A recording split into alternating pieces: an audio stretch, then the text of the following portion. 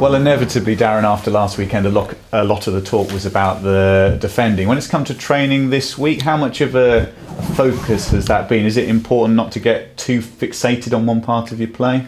Well, there's two things to that in terms of last week. Obviously, we were disappointed with the manner of the first two goals. In terms of the first one was a clear error in terms of the starting position of the defenders. We were too deep, and that's something we didn't have a problem with up till then. And the second goal, there's 2 or 3 different mistakes that led to that. So it's something we always look at and then work upon. The third goal comes because we can't keep the ball for 12, 13 minutes when they go to 10 men. That was a problem with that, which was the most disappointing aspect of the game. That led to them having far too much pressure in our box and on our goal. And in the contents of the game, it didn't surprise me the referee gave the penalty. It wasn't a penalty, but it didn't surprise me that he's just fallen over and he's given it. Given that there'd been a red card, a lot of arguing with the referee. It was his first game at League One, the referees. So, but we can't use that as an excuse because we've got ourselves to blame in the fact that when they went down to 10 men, we couldn't keep hold of the ball. We were offside. We were very naive, actually. It was disappointing. So, both things on that. One, keeping better possession, and 2, obviously defending better in certain areas. Yeah, so it comes down to almost 2 different elements, the goals as they went in, but then with that final 10 or 15 minutes just having a bit more, now being a bit more streetwise. Well, I think that it's easy for, when we concede goals, for everyone to say, right, defenders and goalkeeper. That's just a simple thing today. There's much more to it than that. It's never as simple as defender and goalkeeper. It's the whole team. We defend as a team, we attack as a team. The problem we had was when we don't keep the ball in possession. Well, one thing with, and certainly Wickham's case, we kept being offside. I think we were offside 4 or 5 occasions. They just get it, put it down, lump it in the box. So actually, in terms of shape of the team, there's nothing you can do about that because it's just going straight into your box, so you have to defend that. And then the other thing was, if you keep giving the ball away, we can never get up the pitch, so we're always too deep. So these are things that the players are fully aware of. These are things we work at all the time, and it was addressed with the players. We went through it in detail.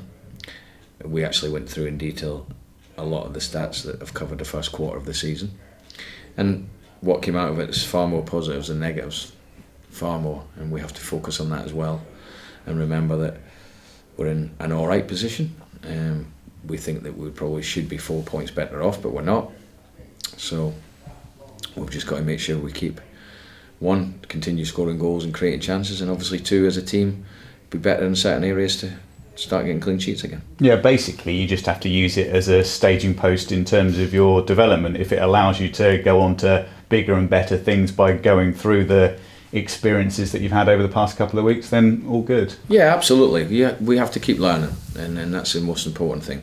But while we're learning, we need to keep picking up points and winning games. And we've got another home game on Saturday. We've won the last 3 at home. Should have won our last 4. In fact, we've won our last 4 if you include the cup match. So we're looking very strong at home. Yeah, and that must have been a big target for you at the start of the season. When you look back over previous years for Posh, for whatever reason, the home form just hasn't been there, and it's been a bit of an Achilles heel, hasn't it, really? I think it has, and last season also. We got it sorted towards the end of the season. We started picking up a lot of better results as the season ended. We've taken that into this season. We've only had 1 defeat at home the first game of the season. Like I say, it's going to be vitally important that we can keep getting as many wins as we can at home, and try, if we can, I know we're only 3 wins on the bounce, but try, if we can, continue that to make it a bit of a fortress, and then pick up what you can away from home. And certainly our home performances and results have been better than the away ones. Yeah, and you must be at the beginning now of a stage where teams are coming to London Road, and there must be a certain amount of fear factor there when they look at the attacking threats, they look at the goals you've been scoring, and that is a way to really, I suppose, start to make London Road a bit of a fortress. Well, I think any manager that does his job and goes into finer details of looking at an opposition like we do, then they'll always look at strengths and weaknesses of a team. How you stop their strengths and how you exploit their weaknesses. That's basically what you're trying to do. And as a team, we've got to continue with our strengths and make sure we get better with the weaknesses that we're showing at the moment. that's what we've got to improve. In terms of the team news, it seems quite a lot of sides have been struggling with illness over recent weeks, but from your point of view, I know Marcus was under the weather for a bit, but you've done a pretty good job of keeping a lid on it. Yeah, we're fine in that aspect, touch wood. We've got everyone pretty much fit. Nathan Thompson as well, is he now ready to go? Yeah, well, there's a possibility. He's done a fair bit of training, so we'll wait and see. We'll have a look at him again in the morning, but there's a possibility he could be involved. Yeah, and I suppose it's twofold with him in that Niall's been going pretty well, and having not had that much of a pre-season, you want to be ultra careful. Yeah, that's absolutely right. We've got to get the balance correct with Nathan, in the sense that you rush him too quickly, he could pick up something else. You maybe take a little bit longer with him and make sure it's not one of those seasons where it's stop-start. We have to make sure that if we can, we get him up and running and we get him consistently playing games. That's really the key to it. We've still got 3/4 of the season left, so there's no major rush or panic to get him back involved with the first team. And saying that, he has got a chance this weekend because we've obviously got other players that can play in that position and are doing fine. Yeah, with Joe Ward last Saturday again, was that just getting the right options on the bench? Yeah, it's difficult, in terms of picking an 18 when everyone's fit, because you pick a bench, and I was mindful of the fact that there was 1 or 2 players that hadn't been involved at all. I wanted to get involved because I'm going to need everyone. So that was really, it wasn't anything that the boy had done wrong.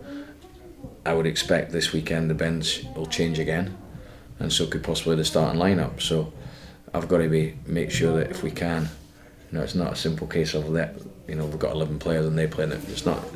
We're all a very level playing field, and the ones that do get the shirt, we've got to improve in certain areas, or I'll have no choice but start picking others. Yeah, I mean, fair credit to the players who started the bulk of the games recently to have got themselves into that position where you can tweak the side rather than mixing and matching to find the right formula. It's quite nice, isn't it, if you can do it as evolution rather than revolution. Absolutely, and I think it's also important that we don't get caught up with it, start blaming individuals and certain positions, and because it's never going to be the case, certainly not with me as a manager.